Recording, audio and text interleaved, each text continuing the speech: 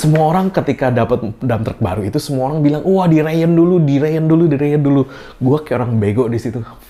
Apaan sih gitu kan? IKD adalah incompletely knockdown, sorry. Daripada gue salah, bor itu dibor, up itu dibesarin. Jadi si silindernya di blok mesin itu dibesarin. Kalau 1% udaranya keinjak, jebret, dia kagak bergerak minyak remnya, ya wassalam. Cari bengkel mobil yang tepat, ayo ke dokter mobil aja. Jujur, cepat dan juga lengkap, ayo ke dokter mobil aja. Kualitas yang terbaik, harga juga bersahabat. Percayalah, di dokter mobil pasti beres.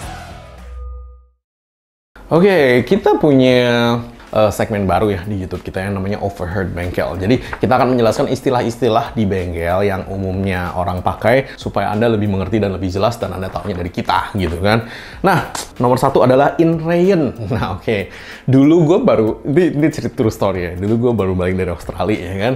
Masuk tambang, habis dari survei gue masuk ke teknisi alat berat gitu kan, jadi chief technician-nya. Semua orang ketika dapat dump truck baru itu semua orang bilang, wah dirayan dulu, dirayan dulu, dirayan dulu. Gue kayak orang bego di situ. Apaan sih gitu kan? Itu sih bener-bener gue banget sih gue sih hari itu sih. Bener-bener lucu dan kocak gitu loh. Dan ketika gue ngeliatin operatornya, dia cuman nyetir dari poin A ke poin B, ke poin A ke poin C gitu doang. Lu ngapain sih gitu kan? Sampai ganti oli gitu kan? Ngapain sih? Oh ini dirayan kok. Oh maksudnya di warn in. Kalau di luar negeri kan di warn in nih maksudnya nih ya kan. Di warn in itu maksudnya mobilnya mesinnya karena masih baru ya kan. Lu pakai dulu, lu keliling-keliling 1000 km, lu buang nih oli pabriknya nih, lu isi oli baru. Nah itu fungsinya apa? Kalau dulu bikin mesin kan tidak terlalu presisi hari ini nih ya kan. Obviously kan teknologi hari ini lebih bagus gitu kan. Nah itu biasanya ada gram-gram yang lebih. Karena kenapa? Karena tidak presisi, mereka otomatis bikinnya lebih besar sedikit. Lebih besar sedikit itu mikron ya, bukan mili ya, mikron ya. Nah, mikron itu ketika digesek-gesek, otomatis dia ada gramnya kan yang turunkan ke bawah kan. Makanya kan kita ciptakan magneto kan. Nah, gram-gram itu tuh biasanya lebih parah di kilometer 0 sampai 1000. Itu di mesin lama. Nah, ketika dijalanin begitu, dirayain begitu, maksudnya itu biar semuanya itu gram-gramnya rontok dan ke bawah dan olinya itu kita buang supaya kita pakai oli baru dan gramnya sudah tidak ada. Itu maksudnya awal. Tapi sekarang saya kasih tahu ke Anda, kalau mobilnya mobil baru nih ya kan di atas 2005 ke atas, itu udah nggak butuh lagi inrayan sebenarnya. Kenapa? Dari productionnya di pabrik itu udah super presisi banget. Ya, nggak percaya. Saya ngomong misalnya nih, saya menjadi kepala pabriknya nih. Saya kalau menjadi kepala pabrik, saya akan bikin itu sepresisi mungkin. Kenapa? Lu bayangin deh, lebih besar 0,1 mikron, kalikan 10.000 mobil, kalikan 4 silinder, berapa duit yang gue boros sebenarnya? Itu akan kebuang nih. Nah, saya dari sisi pabrik, saya akan mengefisiensikan itu supaya lebih presisi, supaya saya nggak buang-buang material nih, gitu loh. Dan membuang material itu cost money tuh, namanya waste. Kalau di ilmu production ya, namanya waste. Waste itu kalau dikumpulin miliaran cuy setahun gitu loh. Jadi nggak mungkin nih dari si pabrik membuatnya tidak presisi hari ini ya. Jadi untuk hari ini inrayan nggak usah se-ekstrim itulah ya. Nah ganti olinya per 1000 km pertama gue agree. Kenapa? Lu pakai dulu tuh oli dari pabrik, lu pakai 1000, lu buang tuh oli, lu ganti baru. Kenapa? Lu nggak tahu men, yang nyisa itu apa? Bukan si silindernya lebih gede, tapi balik lagi lu nggak tahu dia misalnya ya lu lagi hoki lu dapat selembar plastik kecil, lu lagi hoki lu dapat selembar sedikit aja gram kecil jatuh dari mana waktu di assembly. Itu yang lu nggak tahu gitu kan. Jadi olinya tetap lu ganti di 1000 km pertama, itu gue agree. Cuman sudah bukan untuk si silinder itu di worn in ya, di rayan maksudnya dibikin pas lah ya gitu sama lubangnya gitu kan.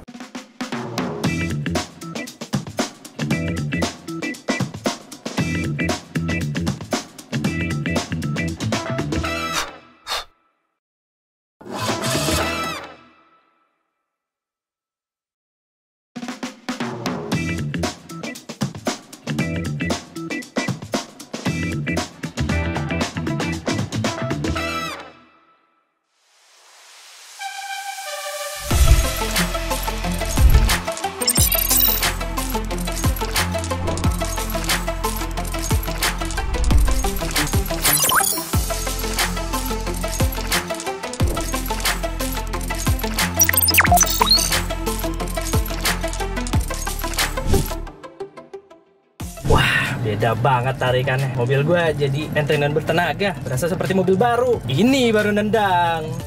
Tune up Jetty di dokter mobil. Ini baru nendang. Nah, nomor 2 CKD, CBU, dan IKD. Nah, ini yang paling banyak kan orang denger kan. CBU, completely built up. Jadi mobilnya diimpor gelondong dari luar negeri. Nah, itu build up. CKD itu completely knockdown. Jadi spare partnya diimpor dari luar negeri, di assembly atau dirakit di Indonesia kayak bikin Lego atau Tamiya. Nah, itu CKD.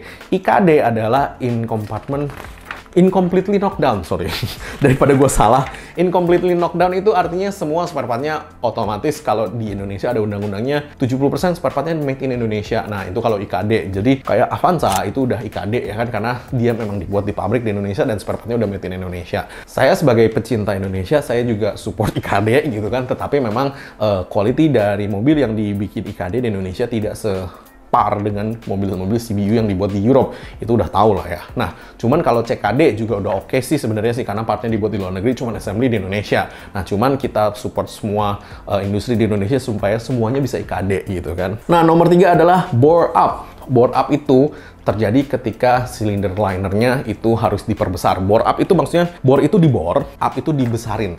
Jadi si silindernya di blok mesin itu dibesarin.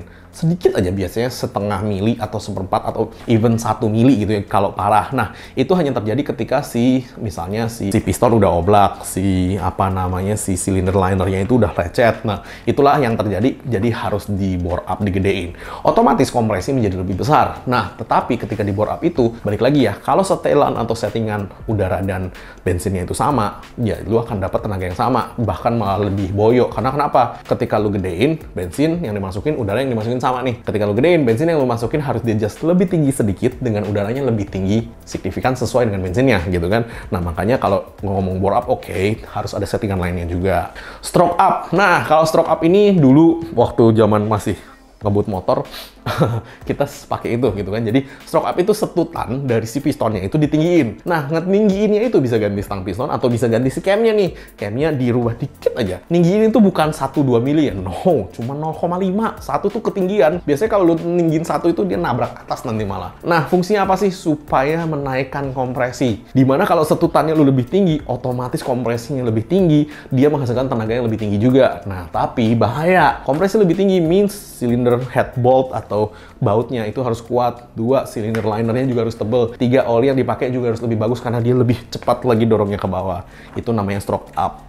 Nah, nomor 5 adalah bleeding rem. Rem itu ketika diganti, ada udara di dalamnya. Bleeding itu memastikan di seluruh saluran rem itu full minyak rem, bukan ada udaranya sedikit.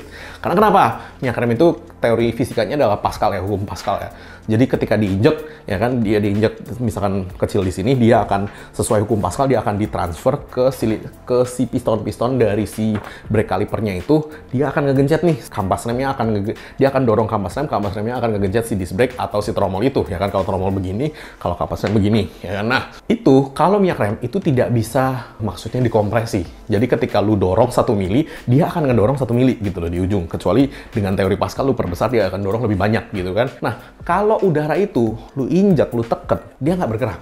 Jadi itu yang lu nggak mau. Ketika lu injek rem, pistonnya nggak bergerak. Wah, itu sih lu mati. Nah, makanya kenapa ketika lu ganti minyak rem, itu lu bleeding. Sehingga yang lu injek itu 100% minyak rem. Bukan ada 1% udara. Kalau 1% udara, udaranya keinjek, jebret, dia kagak bergerak minyak remnya. Ya, wassalam. Nah, understeer atau understell. Nah, understell itu undercarriage ya.